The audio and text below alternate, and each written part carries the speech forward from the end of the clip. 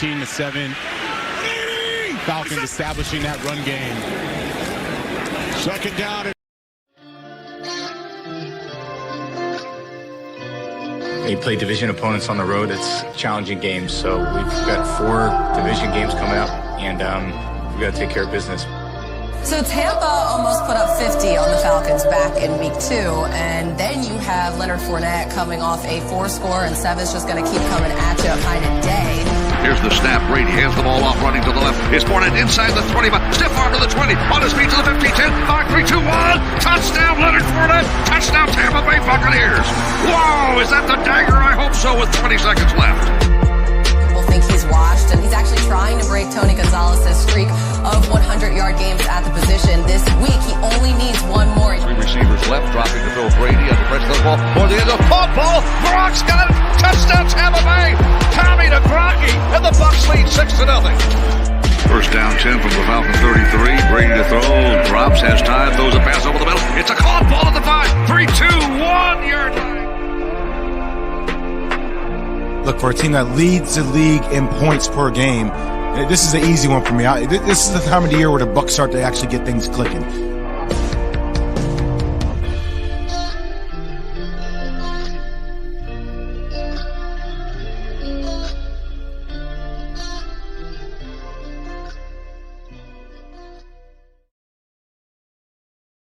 That Ryan 14-7.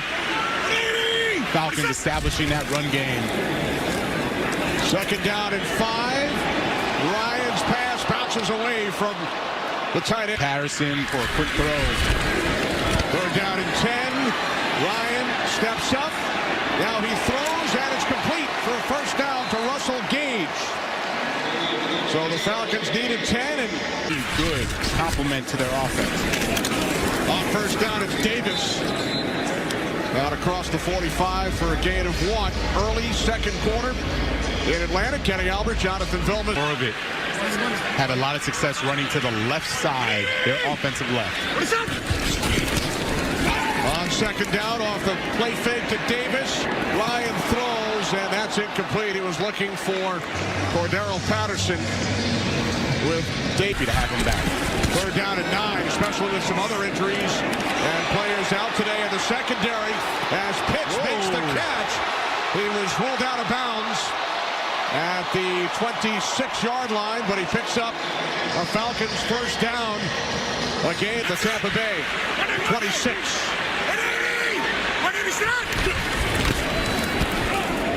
Ryan throws, and Pitts once again. Davis the tackle. And we have Atlanta. Falcons on the move, trailing the Buccaneers by 6. Get good! Get good! Second down and 3. Cordero Patterson running hard, picks up a first down. Sarah. Cordero Patterson coming off a career week last week against the season high 149 last week. Empty backfield from the 14-yard line. Ryan in trouble, sacked for the second time. Joining us is Ruth Caguias live from Duckys after the Buccaneers just pulled off a pretty impressive victory over the Atlanta Falcons. Ruth, why don't you go ahead and take it away from here, and we'll have Jason Powers checking in here shortly from the Mercedes-Benz Stadium.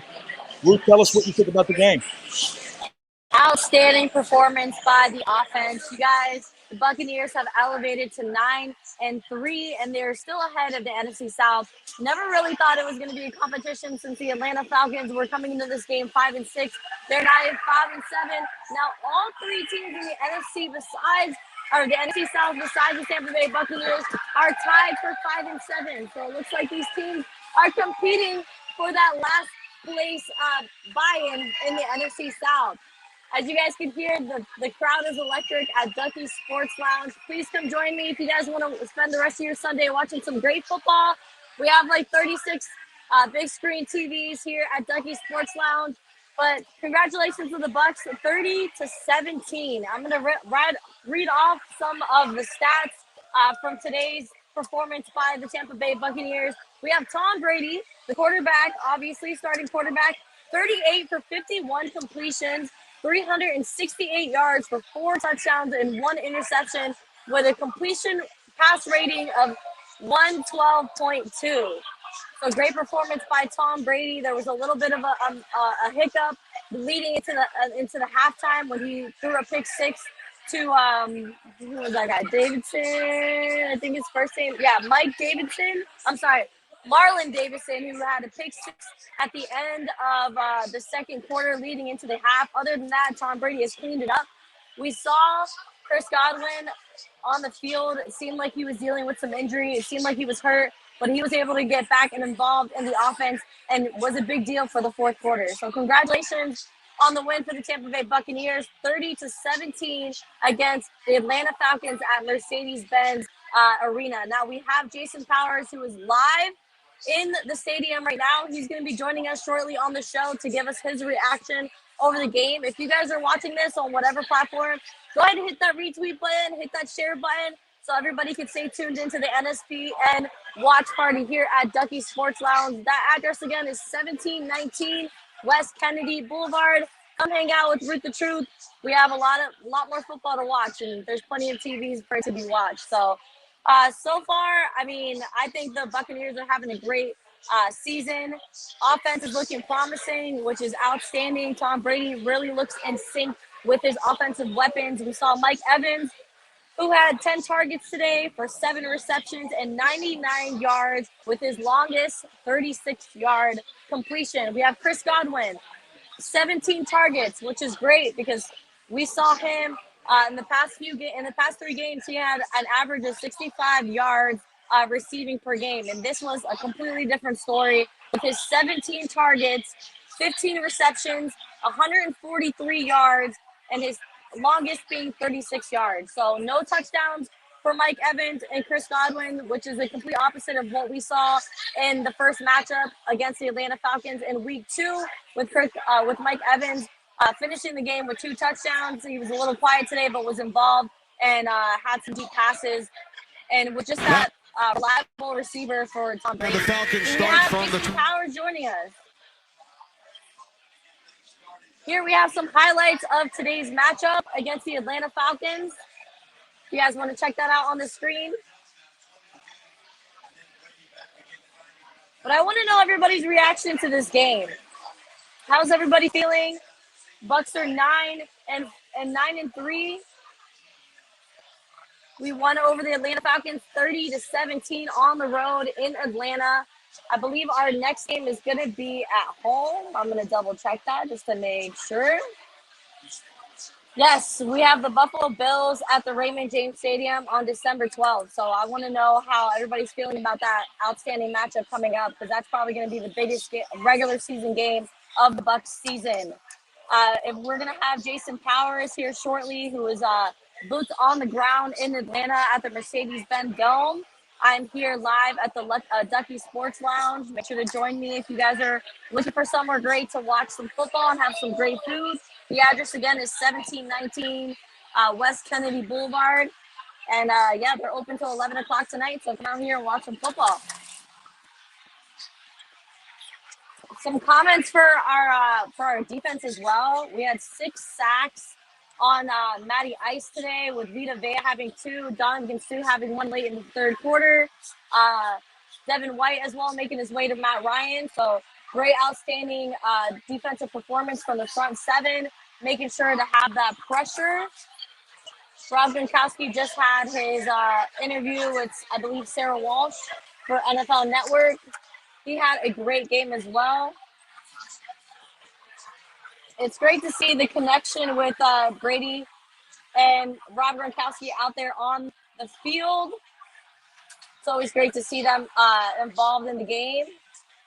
Rob Gronkowski finished with 8 targets, 4 receptions for 58 yards, and 2 tutties. His longest reception being for 27 yards. Leonard Fournette didn't really seem like they leaned on the run game as heavy as we've seen in the last game. Leonard Fournette completed today's matchup for 13 attempts for 44 yards, no touchdowns, but his longest run was for 9 yards. We also had Chris Godwin rush for 1 attempt for 9 yards. Giovanni Bernard trying to install him in the game as well. He had 1 reception for 3 yards. Ronald Jones was pretty quiet for 1 reception, for 1 run for 2 yards. Brady rushed for a -1 yard today. Exciting things for the Buccaneers as they continue on. Next week's matchup is going to be against the Buffalo Bills. We will also be having an NSPN live watch party for Duckys Sports Lounge as well. So make sure to come out here if you guys are not going to the game. But there's no place like home. The Buccaneers are going to be returning against the Buffalo Bills.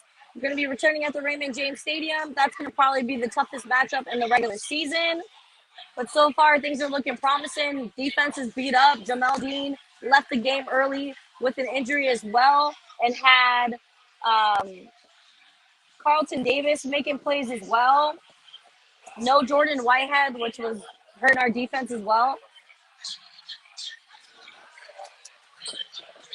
If you guys want to shoot in the comments, let me know where you guys watched the game today and what your perspective is on the Tampa Bay Buccaneers and their offense. That Ryan and the Falcons start from the 25, trailing by 3. As we begin the third quarter, Ryan connecting with Mike Davis, breaks free, and Davis, good second effort, picks up a Falcons first. Week getting close to it, him and Mike Davis. The toss to Patterson, and Patterson gets upended, so a second and long coming up for this defensive front, this front seven. It's all because of him and what he brings to the table.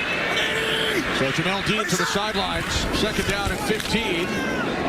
Ryan throws near side, catch made by the fullback Keith Smith, and Shaq Barrett comes up to make the stop. Gain of only 2, and for Tampa against the Falcons back in week 2. Yeah, we just saw Pierre Desir. He's the one now is going to be at the corner, lined up at the top of the screen. Third down and 13. Ryan throws complete for a first down, and the ball gets knocked away, and the Bucs recover. Carlton Davis comes up with it after it was Page gets the offense a chance now to redeem themselves for their turnover right before the half. From the 37-yard line, it is Fournette. And Fournette out. See the 2 pick sixes, but I still think we'll take those 27 touchdowns. Nice play.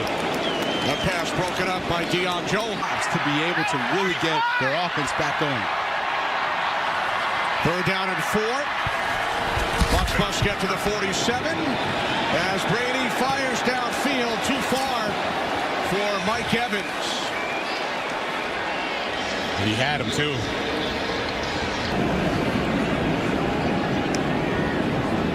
So Tampa Bay unable to capitalize on the Atlanta turnover. Their catch called for by Williams. So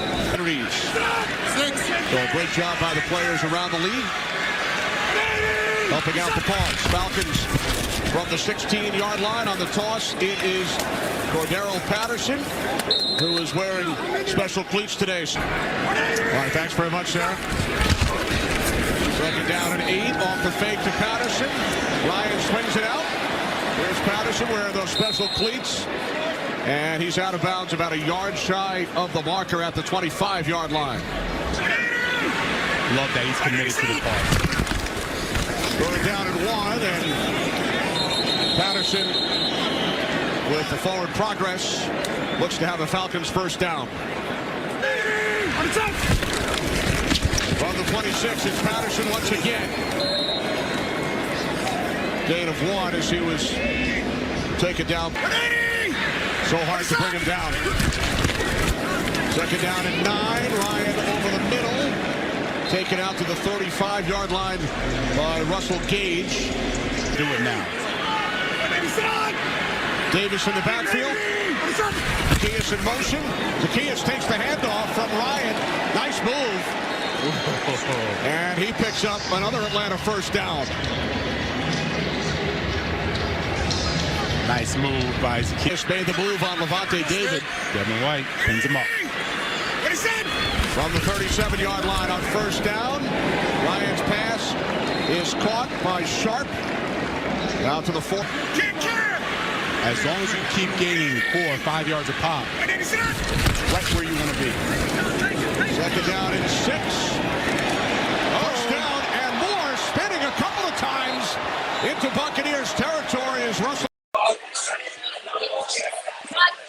What's up, everybody? Welcome back to the live NSPN watch party. I think I have Jason Powers joining me from the Mercedes-Benz Dome in Atlanta. Jason, 30-17, Tampa Bay BUCS got the job done.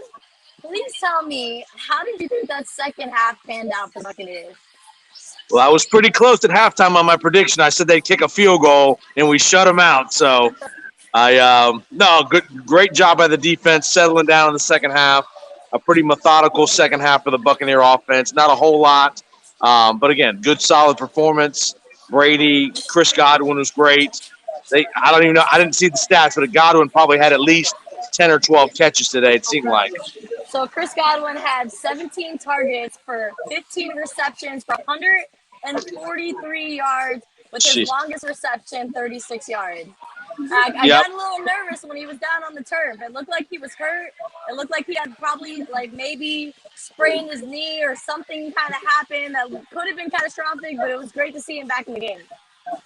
It looked like to me, Ruth, that he got hit in the man region, unfortunately. It looked like. I think he's popped up. It looked like he popped up okay and was back in the game a couple games later. But, no big deal. You just got to walk it off. Yeah, that's right. It hurts. Yeah, absolutely. It must hurt even more for Atlanta that falls short to the Tampa Bay BUCS. Is a clean sweep for the Buccaneers against the Atlanta Falcons after they demolished them in week 2 with a score of 48-25. Here we have some highlight clips. Thank you, Eric White, for bringing on these highlight clips for today's game. So if you guys missed the action against for the Buccaneers against the Atlanta Falcons, we got some clips up here live for NSPN. I am Ruth Caguias live at Duckys Sports Lounge, and we have Jason Powers, who is zooming in all the way from Atlanta. Do you usually go to a lot of Atlanta games? Do you live in the area, Jason? No, I'm from Champa. I went up for the weekend to see have a little fun with the Alabama-Georgia game, and we came up specifically for the BUCS-Falcons game Sunday. So I try to make this trip as many years as I can, and it worked out that I could come up this year. Yeah, well, we appreciate you being your boots on the ground. Let us know about the atmosphere in Atlanta. Now, we have Tom Brady back in Atlanta, and I know the Falcons fans has a little bit of a grudge against Tom Brady and what he did in the Super Bowl against the Atlanta Falcons. So the BUCS had a good showing here. A lot of BUC fans here in attendance as we're exiting. We got people right here. We got BUC fans right here. We got lots of BUC fans exiting the building. So a lot of Tampa Bay chants. Tampa Bay, a lot of Brady jerseys. Got the fellas. We got the fellas here. County, baby. Guess what? The fellas. Sarasota, baby. We're driving back tonight. So you can see we got a lot of BUC fans in the house here at Mercedes-Benz. Right, and I experienced the same when I went to the New Orleans game against the Tampa Bay Buccaneers at the Caesars Superdome. There was a lot of BUCS fans showing support, and I mean, after you win a Super Bowl, we should probably have fans all over the United States. So not a surprise that we were rolling in high at the Mercedes Dome. Absolutely. And by the way, what a beautiful stadium Atlanta has. It's a fantastic facility. One thing I'll say, the concessions, you won't believe this, Ruth. The concessions for a soda was $4 for a soda. They were giving out free hot dogs to the fans. $1.50 for a hot dog, $3 nachos. What a job by seriously, the pricing in there was so affordable, it was incredible.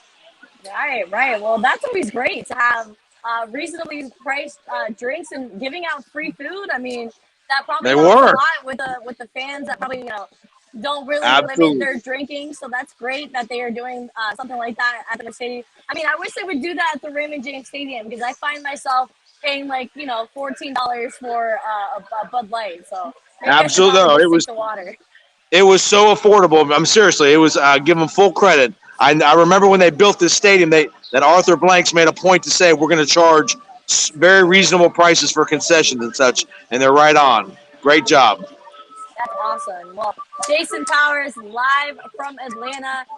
So overall, how do you think the Buccaneers, the rest of their regular season is going to pan out? Because from what people are saying, they probably have one of the easiest regular season schedules ahead of them. So how do you think this is going to pan out? Hold on one second. I got to end. 911, guys, 911. We have an ambulance going around the area. Jason Powers over there, ready to give CPR to anybody who Sorry needs about it. No worries, no worries. It was really Yeah, loud here in Duckys the as ambulance well. was coming actually to get the Falcons. That's actually for Matt that. Ryan. Yes. After being Yes. sacked, what, 4 times, I believe it was? Six times, Eric. 6 times. There we go. Yeah, and also, so you know here, Ruth, we're going to have Harry coming on here shortly. So we're going to have extra sports handicap report this week, getting ready to come on here in a minute. And Jason Powers, when you're ready, Bubba, I know you got a lot going on. Thank you for your contribution today, man. That was a great game, huh? We appreciate it. It's great, man. Again, quality win by the BUCS. Again, I know you asked about the schedule. I know next week they got Buffalo, which is a showdown. But if they can get through Buffalo, it's a very favorable schedule the rest of the way. Yes, absolutely. You guys do a great job. Have a great rest of your wrap-up show. I appreciate you having me on. Thank you, Thank Jason. you so much, Jason. Live from Mercedes-Benz Dome. That's awesome that we get to have somebody at the stadium when these games are going on, so we can get that up close and personal. So here we have Harry the Greek joining me on the NSPN live launch party. Harry, how are you doing? No habla English. I'm kidding you. How you doing, Ruth? I'm doing well. I was kind of just around the area, and I know that Peter and Blake Anthony felt the illness, so they weren't able to make it for the watch party, so I decided to pull up. And you're Show some live support. at Duckys today. I'm telling you, man, that is a fantastic time down there at Duckys. They have great food, great drink specials. And I'll tell you what, I sure hope they're taking care of you, because when you go to Duckys, they treat you and feed you like a Roman guard. Yes, it's like one of my favorite lounges, sports lounges here in Tampa. They have 40 big screen TVs. Wherever you're sitting in this restaurant, you're only going to be a couple feet away from big screen TVs, so you're always up and close and personal. Speaking of up close and personal, Harry, how are you feeling? What is your perspective on the Tampa Bay's performance today in Atlanta, winning over the Falcons 30-17? Well, that's a great question. I'm glad you asked that, because as I predicted from before, I thought the Tampa Bay Buccaneers were going to cover the spread today, but I did let everybody out there know who does follow me that Atlanta would cover in the first half and only winning by 3 points. And there's still a lot of coaching errors that they're making on this ball club, especially offensively. You got less than a minute to go in the game, and you're throwing a pass. Let me get this straight. Back deep by your own goal line, and you're throwing a pass to throw an interception. Where are you going? I don't get it. You need to be running the football. Tampa Bay threw the ball 51 times today. They truly are the risk it, no biscuit style for this offense. They let Atlanta hang around in this game. You can't do this. You play a really good team, and you have to throw 50-plus times in the game. You're going to lose, Ruth. That's not good. I'm telling you that right now. It's not good. They need to run the ball first. Leonard Fournette, they gave him the ball 13 times for 44 yards. But, I mean, the next leading rusher was Chris Godwin. And it almost looked like he got hurt in that play. I wasn't sure if it was like some type of knee contusion, but he got up kind of gingerly, which is something that we don't want to see with our franchise tag wide receiver. But no, without question. I understand where you're coming from completely. We saw Leonard Fournette have an outstanding game against the Indianapolis Colts last week, where he ran the ball 7 times for 100 yards and had 4 touchdowns. Today was a lot quieter of a performance for only 44 yards. What do you think attested to maybe Byron Leftwich kind of leading on Brady's arm more than the run game today? Well, it's not just today, Ruth. That's what I think you're missing what I'm trying to say. This is an every week occurrence. What you see in last week was an anomaly, okay? Right. Because that team that they were playing is a run first and a very run happy team in the Indianapolis Colts. If everybody remembers correctly or not, they scored 5 touchdowns on the ground the week prior to playing to the Buccaneers. You know, this team needs to run the football. And where in the world is the victim of volume at? I mean, honestly, Ronald Jones, you get 1 carry for 2 yards. Giovanni Bernard, what are you kidding me? You paid this guy a lot. You got right. Where has he been this entire season? And then of course you got Tom Brady that had 1 rush for -1 yard. I'm not trying to shit on everybody's parade here when I'm talking about this, but the bottom line is this: you have to run the football. You have to run the football to be successful. Chris Godwin, my God, 17 targets, 15 receptions for $143. That was a thing of beauty. Absolutely loved it. What I would have loved more if they would have ran the ball over 20 times. Because you know what would have happened, Ruth, if they did that? Tell me, Harry. They would have won by 30. Yeah, I mean, Not only 13. a 13, 30. yeah, only a 13-point win over the Atlanta Falcons is not what we saw. I mean, in week 2, we saw them put 48 points up on the board with 2 defensive picks. There was a pick 6 by Mike Edwards with another interception that translated to another score. So yeah, you're right. I mean, we should have saw a more higher of a score of a game for the Tampa Bay Buccaneers. Without question, and it's getting a little bit frustrating.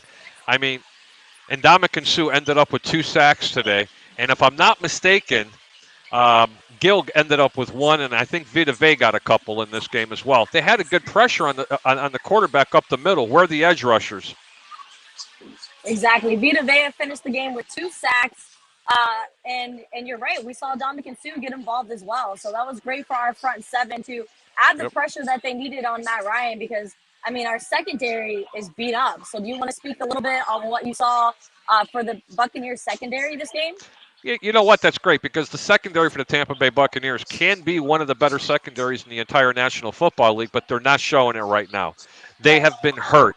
And by the way, I don't know if Sean Murphy-Bunting is hurt or not because they ended up tending to him, and I haven't heard what was going on with it, and I haven't seen anything about it. They cannot afford to lose SMB right now. Yeah. No, understood. We had Carlton Davis, who was taken off the injury reserve list last week, who had a performance today. What did you see from Carlton? Did you really think that he was playing to his full ability? You know what? No, I don't think that Carlton Davis is playing to his full ability, and I'll know more after I watch the coaches' tape on tomorrow or Tuesday on my day off. But going to the other side with Atlanta, I mean, Cordero Patterson, who's probably the best gadget player in the National Football League. He's a wide receiver / punt returner / kick returner / running back. They gave him the ball 13 times, Ruth, for 78 yards on the ground, and he's got pad level 5 feet off the ground, not 3 inches. I mean, I don't understand why the Bucs refuse to run the football, and I hate to keep pounding that narrative, but it's the truth. They have to run the football. It's very scary. They got the best team in the NFL, and they're not utilizing it correctly. Right. Well, a lot of film to review for the Tampa Bay Buccaneers, and we're hoping that they can clean things up, especially defensively, because they have a pretty big matchup as they return to the Raymond James Stadium next week against the Buffalo Bills. Can you give me an insight on how Josh Allen is going to be able to orchestrate Tampa's defense? Well, you know what? That's a great question, and a lot of people don't know this. I've been talking about it on the platform that I'm on. The Buffalo Bills in the start of the season, Ruth, had a mediocre to one of the harder schedules in the National Football League. But after Week 11 a couple of weeks ago, the first 11 games, after they combined the total wins, Buffalo ended up having the easiest schedule in the National Football League. Okay, and this week, Buffalo is a 3 to a 3.5 point favorite over the best team in the AFC, which is the New England Patriots. I don't agree with that, but I'm going to have to find out and see exactly what Buffalo looks like in this game before I could give you that assessment. Buffalo, to me, is a team that's winning with smoke and mirrors. And quite honestly, if New England beats them this week, it's going to be a must-win for Buffalo, and that could spell a problem for Tampa. I don't see it that way, though. I think Tampa's the far superior team, and I think they handle them completely. Yeah, this Monday night football game is going to be the New England Patriots visiting Josh Allen and the Buffalo Bills. I think that game will be a great matchup for us to kind of know what we're getting ourselves into as the Buccaneers return to the Raymond James Stadium for Week 4. Right. I've lost your audio. Yep, it looks like we lost her, Harry. That's okay. She'll be coming back through. There she is. There she is. Sorry, guys. Give me 1 second. Harry, why don't you go ahead and tell me about the lines that you had today? What other games were you interested in? Oh, God. I had so many really good games to play today. The games I told everybody to stay away from was Minnesota-Detroit. What an exciting game. Hey, Eric, you want to do me a favor? Go to a 2-shot because this is I'm going like I can't see myself. Guys. There she is. Yeah, the games that I actually had today was Miami -6. Miami actually did cover that by the skin of their cheeks there. Tampa Bay I had covering, which they did. The Chargers I had covering, and the over 49. That game was almost over by halftime. I also have Washington, which is currently playing and up 7-0. I have San Francisco -3, which the game is getting ready to go. And I'll tell you what, it's been an all-around really good day. I think I've lost one game for Sunday so far. Yeah, I'm not doing so good when it came to my week 13 matchups. So I go against the Tampa Sports Bay with our weekly comes, and I decided to choose the Cincinnati Bengals over the Chargers. And the final score for that game was the LA Chargers defeated the Bengals 41-22. So Joe Mixon and Joe Burrow kind of let me down on that matchup. Were you able to catch any of the Bengals game during the Tampa Bay Bucks and Atlanta game? Yeah, absolutely. I watched a lot of different games. I just wasn't fixated on the Tampa game. I would record and then speed up and then record and just catch up because I have to watch other games, because being a professional handicapper, I have to be able to make, plays for the second half, so I have to figure out exactly where my money's being laid. I actually caught Tampa Bay being -4 for the second half. I thought that was easy money, as well as the Miami Dolphins over the Giants. And it ended up being a nail biter with the Giants. And you know what? It ended up being a real nail biter was Tampa in the second half -4, because if they would have gave up that touchdown to Atlanta, that garbage touchdown, then I don't cover. That would have been a travesty. Yeah, that would have been not a good situation for the Buccaneers. And Bruce Arians kind of went into this game knowing that this is an NFC South division game. You can't take anybody for granted, even though their record was 5-6 going into this game. But I'm glad the Buccaneers were able to get it done, 30-17 at the Mercedes-Benz Dome against the Atlanta Falcons. Can you talk a little bit about Matt Ryan and what he's been doing this season? Because he's had a couple hiccups with his performance against the New England Patriots, not scoring any touchdowns and throwing interceptions left and right. So what is going on with Matty Ice, and should Atlanta be looking into a quarterback in this coming draft? Hey, you know what? He completed 30 passes, just shy of 300 yards against a really vaunted type of defense in the Tampa Bay Buccaneers. However, with that being said, Atlanta doesn't have, the big go-getters on offense right now. They're when they lost Julio Jones, it really took the wind out of their sails. They don't have an extraordinary running game. Let me tell you something. Matty Ice, being 36 years old, is still a premier quarterback in the National Football League. Period. Agreed. Absolutely, period. 16 touchdowns, 11 interceptions. He's got 2,600 yards, and he's playing on a horrible football team behind a horrible offensive line. You put him behind a good offensive line with a true number one in a running game, and you could be talking about a top 5 quarterback. Agreed. And we got to see our offensive line actually protect Brady this time around. If I'm not mistaken, Brady was clean the whole entire game, and Tristan Wirth and that offensive line did not allow a single sack. Well, I can get that. I think Tampa Bay's offensive line did play very well today, but don't get too enamored by it. Tampa should have won this game by 30 points. Don't put too much water in this glass. That Atlanta team has zero defense. That might be one of the worst defenses in the National Football League. They should have put up 40 points in this game. Very poor play calling. Shame on Tampa's offensive coordinators for not running the ball more. Right, and going into this game, I talked about Mike Evans and Chris Godwin needing to get more involved in the offense. Chris Godwin's last 3 games, he was only averaging 65 yards in those last 3 matchups. And we wanted to see Chris Godwin get more involved, which is exactly what we saw with his 15 receptions for 143 yards. So great thing to look at, as well as Mike Evans. But they are still without a touchdown. But, as long as there's points being put on the board, it doesn't matter. It doesn't make a difference where the TDs are coming from. TDs make you paychecks, okay? They still had two TDs to Rob Gronkowski. Leonard Fournette had a TD. And, honestly, between Godwin and Evans, they completed 27 passes. 27. Right. Think about that. No, 22 passes. One had 143 yards. The other one, I think, had like 100 yards, like 99 or 100 yards? 99 on the dot. That's a lot of yards, man. That really is. Gronkowski still had 58. I'll tell you what. Why aren't we talking about Gronkowski missing the 4 passes that they threw to him? Okay. Nobody wants to point that out. No, nobody wants to point that out, but because he had 2 touchdown catches. Look, right. I wouldn't care if Brady only threw 30 times in the game. They have to run the football more. You know what? It's a very unpopular opinion that I have. But you cannot let bad teams stay close to you, and this is exactly what Tampa's doing. What separated this team from now versus last year, even though their record's better right now than it was at this point last year, is that they never let the foot off the gas. Something happened in the second half of that season with Tampa Bay.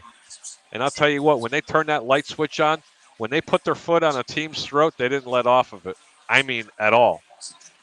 Yeah, I agree. They had 10 straight wins after coming out of the bye week of last season, including a Super Bowl win, including those 3 road wins in the playoff.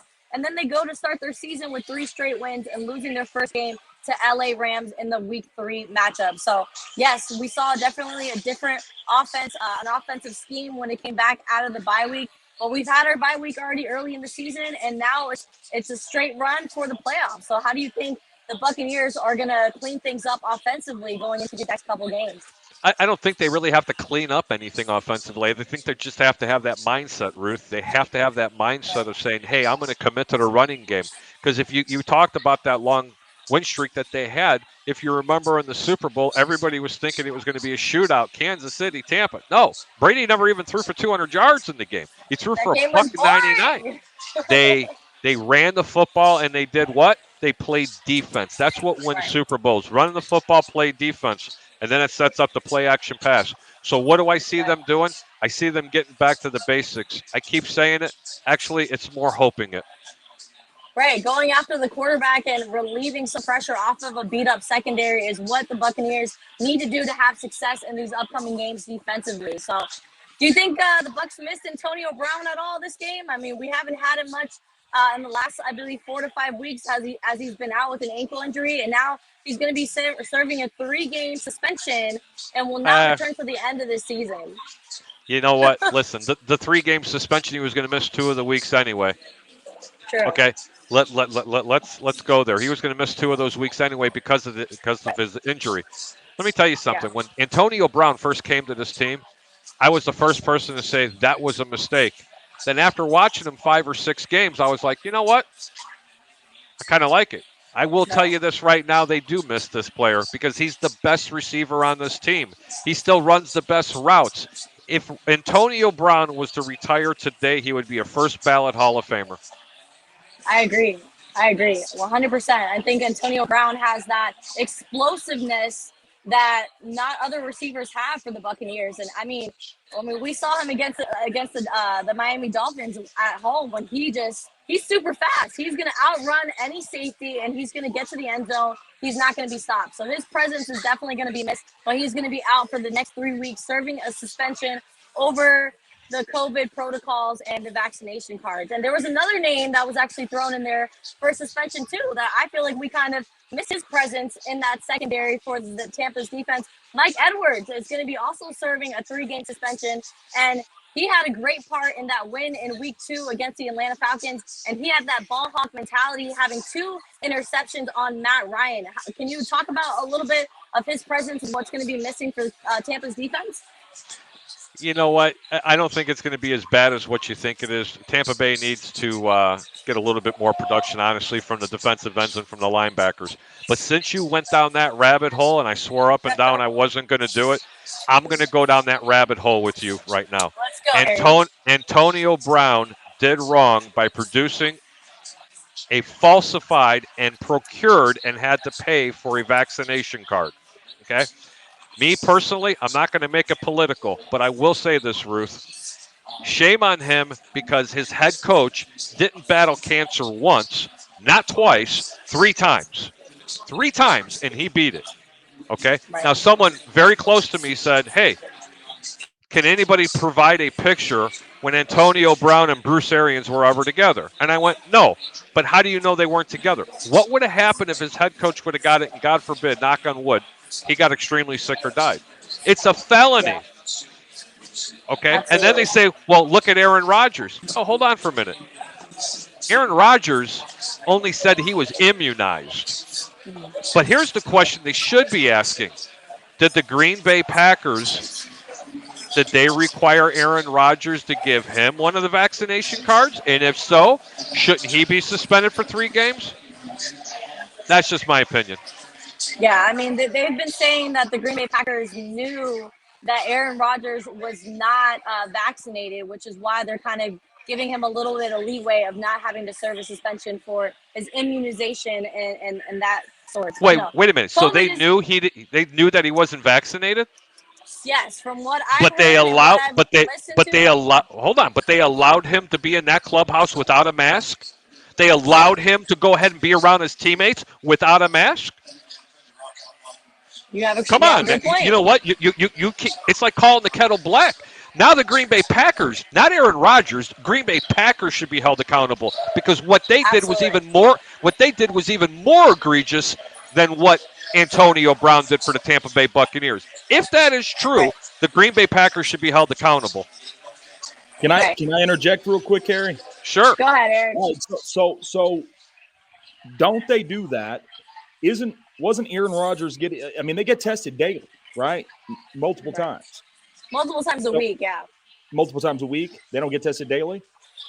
I heard it was. You know what? I honestly don't know. I honestly don't know.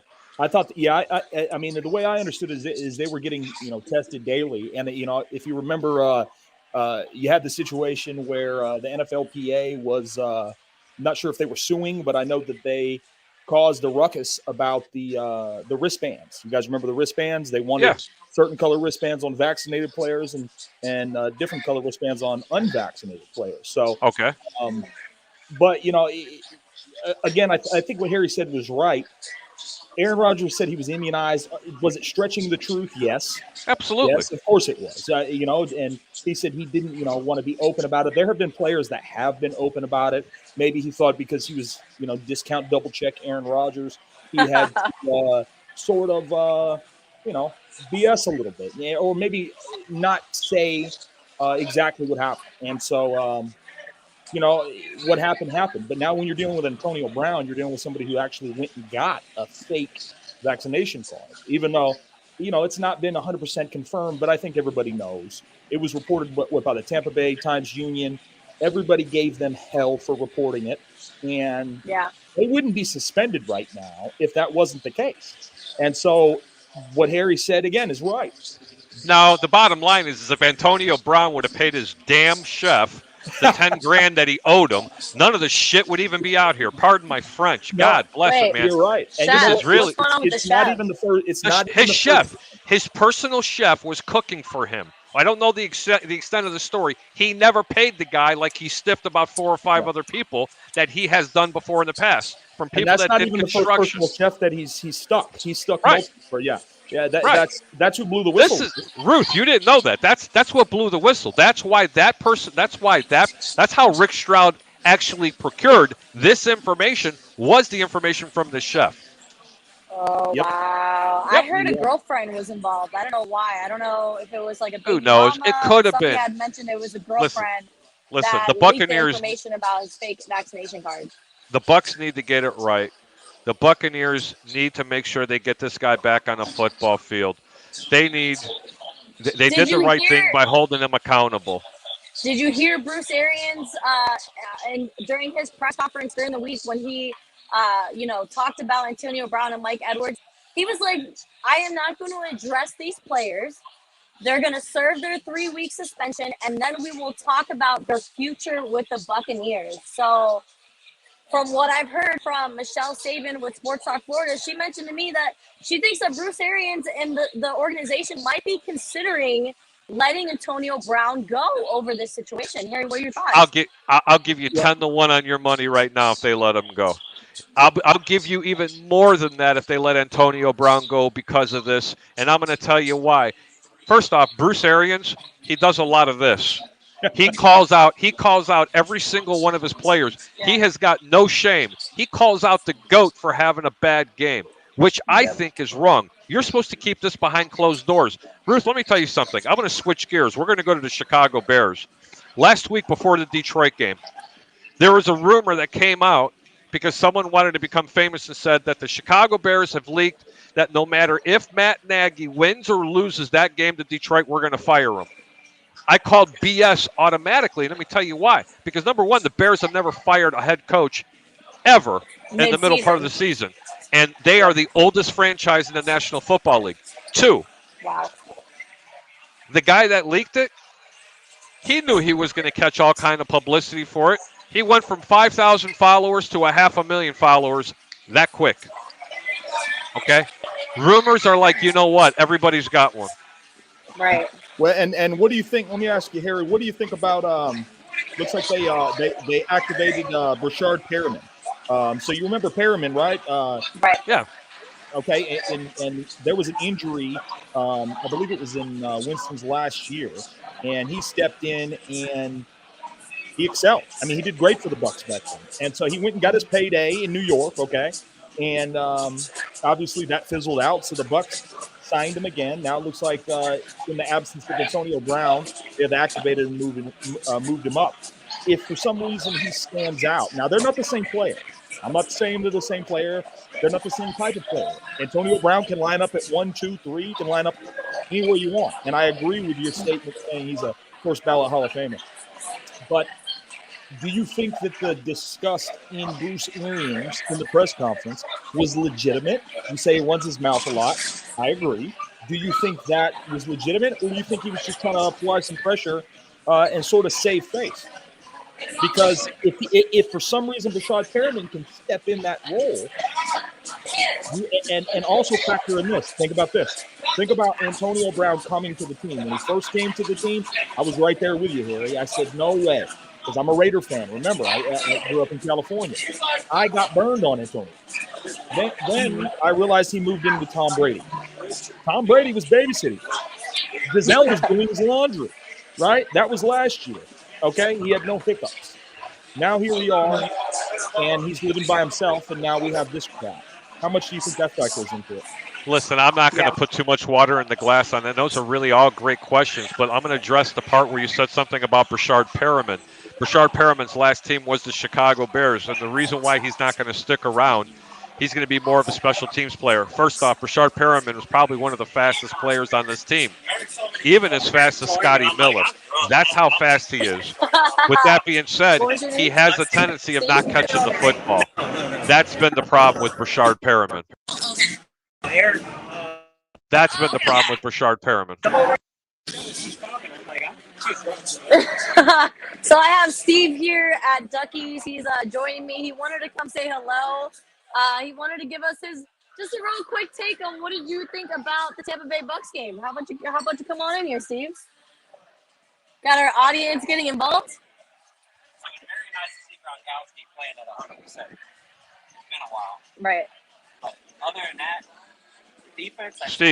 Steve, can you hear me? Okay, what you need to do is move that piece to where I can hear you, brother. Can you hear him okay? How about now? No. Now I can hear you a little bit better. Let's trade. I think it might be this one. Maybe. We're trying to get here. Stay patient with us. How about now? Can you hear him Nope, okay? not at all. No. You can't separate the two earbuds. It's a little different when you have Peter Blake there. He's got the microphones. How about now? Now I can hear you just fine, Steve. Okay. No, but what did I say? Oh, huh?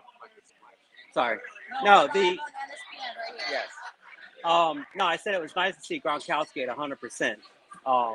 He's definitely getting way better than what he was. And our secondary, I swear, if they keep getting injuries, I don't know what they're going to do. Because that's true. But going back to Steve, going back to the Gronkowski, you said you're glad to see him back at 100%. Was that because he caught the 2 touchdown passes or caught the 58 yards, or was it because he dropped 4 passes? No, the drops, were definitely out of his norms for sure. Right. Especially the one over the middle. I just think he turned his head too soon on that one. But I'm telling you, man, he made 2 spectacular catches. I thought they were incredible. Yeah. But man, you cannot be a tight end, have 8 balls thrown to you, and drop 4. Sorry, can't do it. No, but that's not a norm for him. That's for sure. Nope. So, but it's not. You're absolutely correct. But I'm talking about like overall blocking was good. I mean, and we definitely need the blocking because I feel like some of our other tight ends can't block. That catch that Brate had in the end zone was excellent as well. So no, that was the catch of the day. That was the play of the day. Yeah. Cameron Brate, the way he caught that, oh my God, that was unbelievable. I've always liked that kid, that's for sure. But other than that, overall, I mean, Brady was sharp. His passes were definitely on point, and he was slinging that ball really hard. A lot of the passes he threw across the middle, I mean, he was getting that thing in there. And what are your thoughts about the Tampa's running game, or the lack of it? Definitely the lack of it, but they're doing the right thing by getting Fournette on the outside. I mean, they need to get him outside, and they do every time. But up the middle, yeah, it's not that good. I have a real hard question for you, Ruth. Don't answer this. Who would you rather have run? Who would you rather have running the football on the outside, Leonard Fournette, or the victim of volume himself in Ronald Jones? If the ball was going outside, Fournette.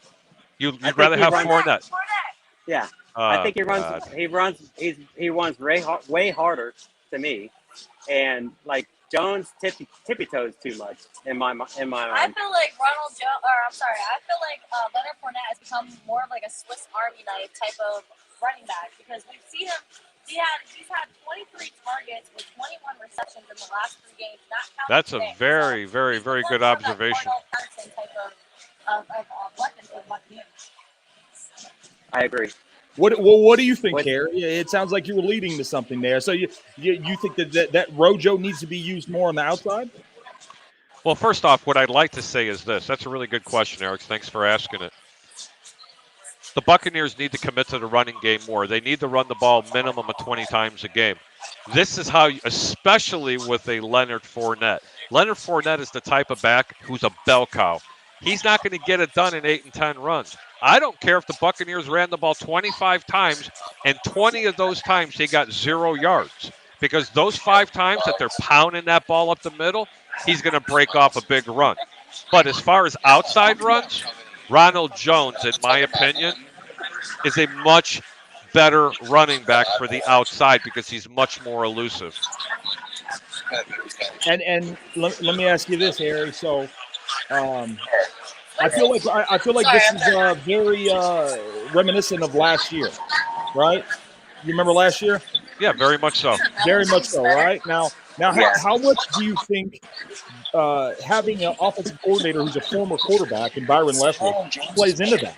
I mean, he's going to be pass first, right? Especially when you know that Brady is wants to be pass first as well. So what's the dynamic there? And what do you think about that, Harry? I don't know what to think about that. I mean, it's not a hidden secret that I think that the Buccaneers make a lot of mistakes when it comes to play calling. They don't want to run the football a lot. That seems to be the problem. And now they just muted us, so now I get to talk to you guys all by my lonesome. I'm only kidding you. There you are. I did it. Yes, sir. Yes, sir. It looks like we got some fan interaction there, which is great. So, yeah, man. So, tell me this, Harry. What are your premier picks? What are your best picks, you think, for these secondary games that's going on? I know you went over them earlier and you reviewed them. Well, I told everybody it's a great question. I took Washington on the money line. I didn't even take the 3.5 points that they were getting. I think they're going to win the game outright.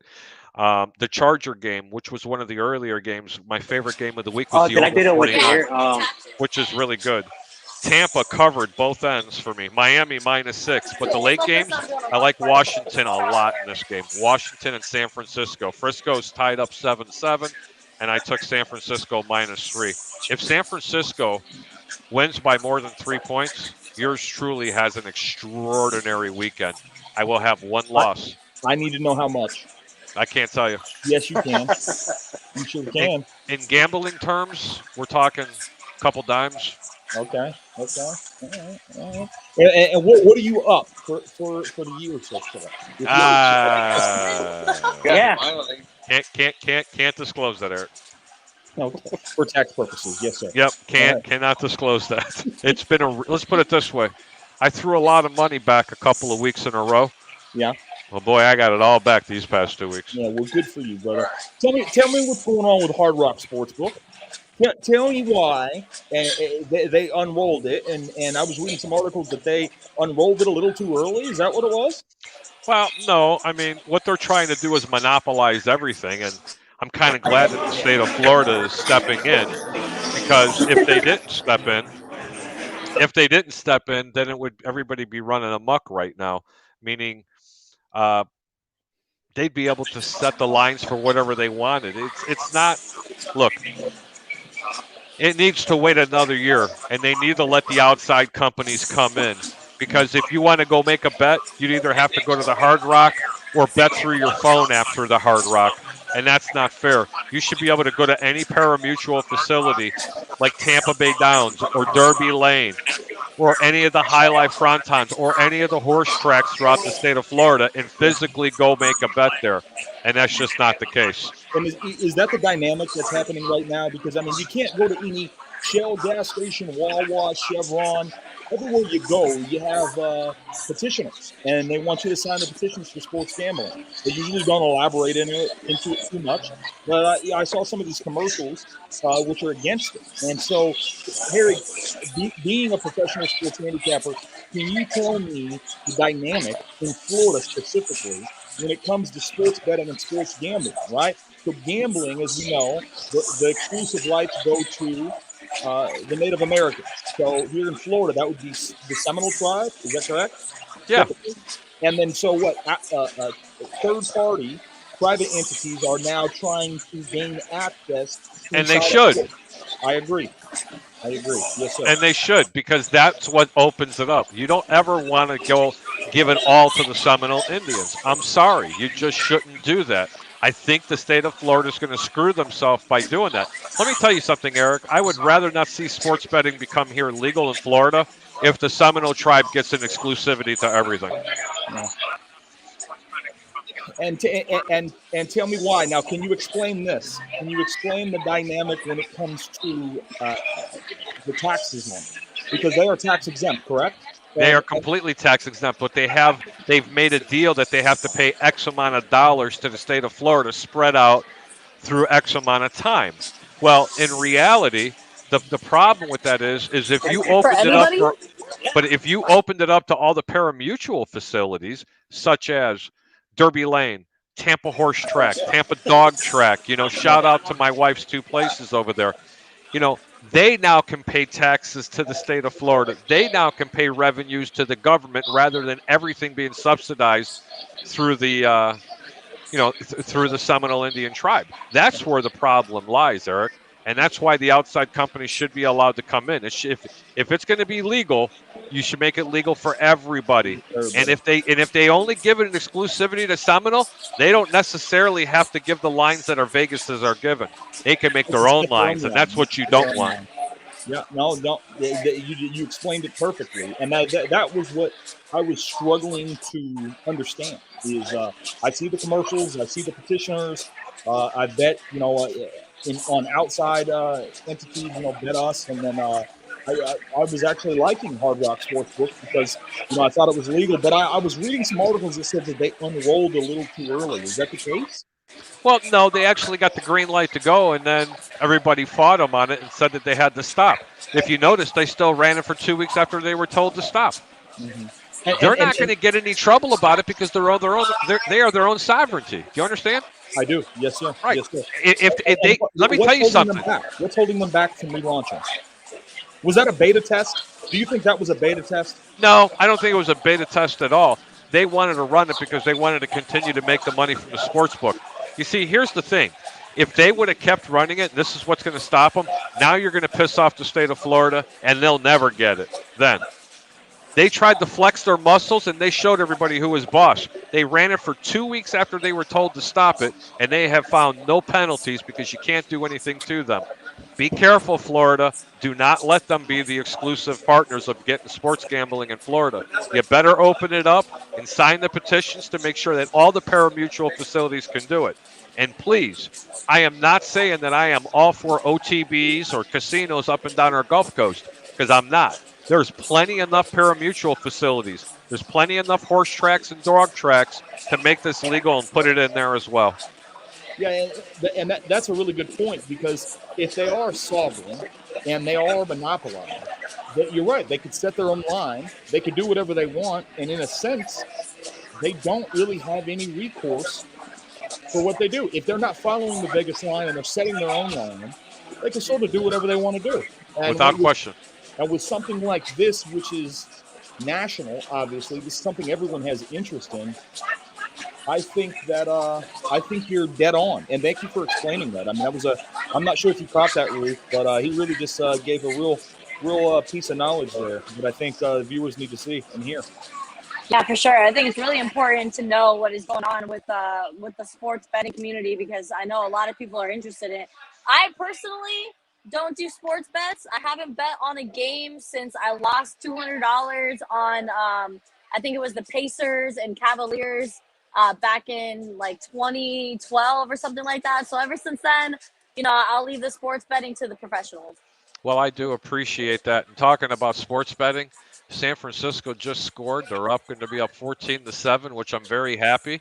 I'm going to have to let you go because we're going into the end of the first quarter, and I got to start looking at the game because I have to figure out what I'm going to go ahead and wager next week.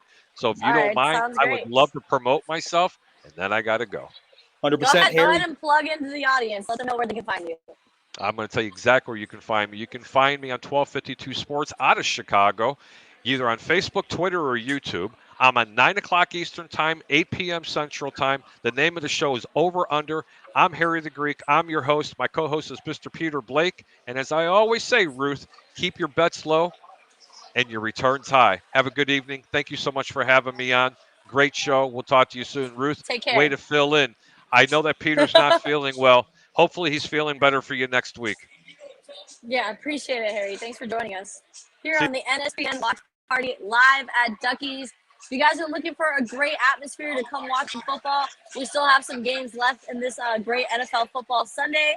Come join me here at 1719 West Kennedy Boulevard here in Tampa, Florida, if you guys are looking for a great atmosphere to catch some Sunday football. So the Buccaneers have elevated their record to 9-3, and they have a huge lead on the second team in the NFC South as the Carolina Panthers, the Saints, and now they've all tied with a record of 5-7 going into week 13. So thank you guys so much for joining me. The ending score for today's matchup for the Tampa Bay Buccaneers was 30-17.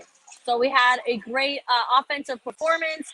Brady threw for 3 touchdowns. I'm sorry, was it 3 touchdowns or 4 touchdowns? It might have been 4 touchdowns with only 1 interception, with the passing rating of 112.2. Fournette had a pretty good game as well. We didn't get to see him in the end zone. As Harry the Greek mentioned, he wishes that Byron Leftwich could have had more run plays into their offense today, but they still got it done. He had 13 carries for 44 yards, with 9 being his longest. We didn't really see much from Giovanni Bernard, who only had 1 attempt. Ronald Jones as well. We only saw him with 1 running attempt on the field. So we would like to see more of the running game going into next week's matchup. We are facing the Buffalo Bills at the Raymond James Stadium. The Bucs are going to be returning home. Like Bruce Arians had said before, there's no place like home. So we're hoping that the Buccaneers can get it done at the Raymond James Stadium against one of the top teams in the AFC division, the Buffalo Bills, led by Josh Allen. Eric White, thank you so much for having me here at the watch party. Go ahead. I'm hearing. Absolutely. One quick last question. If in a perfect world, in your mindset, what would you think a good game plan would be going into obviously coming back to home and playing the Buffalo Bills? The Buffalo Bills have been all over the place. They seem like they almost an AFC favorite, and they were actually my early pick for a Super Bowl. Mine too. And then we saw them drop a couple games to some teams, obviously, that didn't make so much sense. You think they're paper tigers? Do you think that they just don't have their identity? And tell me what you think a good game plan, with everything into consideration that Harry and Jason added, with the identity of Bucs. Do you think that we need to run first, pass second? What do you think it's going to take? What are the keys to success for the Bucs-Bills game coming up next week? I think it's gonna be crucial for the Buccaneers to dominate in the run game. The Buffalo Bills don't have that great of a run defense, and we've seen that throughout the season. They've been very up and down with their front 7 in that defensive line. So I really think it's going to be important to get Leonard Fournette, get him his catches, get him his runs, get him involved early in the game, and just continue to have him involved throughout the whole 4 quarters. So I think it's going to be really important to get Leonard Fournette set on fire during the Buffalo Bills game at home. I honestly think that Rob Gronkowski has been one of the best weapons for Tom Brady in these last couple games since he's been back from injury. So I think it's safe to say that Rob is probably going to be one of the favorites when it comes to throwing the ball for Tom Brady. But we saw Chris Godwin and Mike Evans get more involved in today's matchup on the road. So we would like to see that more against the Buffalo Bills. And we would like to just see a dominant performance so they could outweigh the AFC and the Buffalo Bills as they have been the Super Bowl favorites from the start of the season. That's fantastic. Hey, Ruth, you've done a great job filling in for Peter. Thank you. Thank you. Thank you to, obviously, Ruth. Thank you to Harry. Thank you to Jason. Thank you to Steve and everybody else. So we're going to go ahead and sign off here unless you have anything else to say. No, all I have to say is congratulations to the Tampa Bay Buccaneers. Congratulations for their offense. They have had a pretty good performance. I'm hoping that the defense can continue to get healthy. We saw Jamel Dean go out with injury, so we're hoping that that's not too serious and he can return. We had Carlton Davis back for the defensive side of the ball as well. So it seems like we're kind of getting healthy at the right time, which is probably the most important thing in the NFL because we've seen a lot of teams peel apart once they have their starters out. So all in all, the Tampa Bay Bucks had a great performance on the road, 30-17 against the Atlanta Falcons, and they continue to lead the NFC South. So go Bucks. Go Bucks. And we will see you next week. Is that a 1 p.m. game or a 4 p.m. game, Ruth? For the Bills? I believe it's a 4:25 game. I'm going to double check here in just a second. Yes, 4:25 Eastern Standard Time. The Buffalo Bills are going to be at the Raymond James Stadium. So if you're not going to be at Ray J, come join us here at the NSPN watch party at Duckys Sports Lounge. That address again is 1719 West Kennedy Boulevard here in Tampa, Florida. They have the best football atmosphere here in this facility, and it's super nice. Experience. Yeah, hands best down, watching experience 60 plus big screen TVs, brand new 8-foot TV wall, not just a typical sports bar.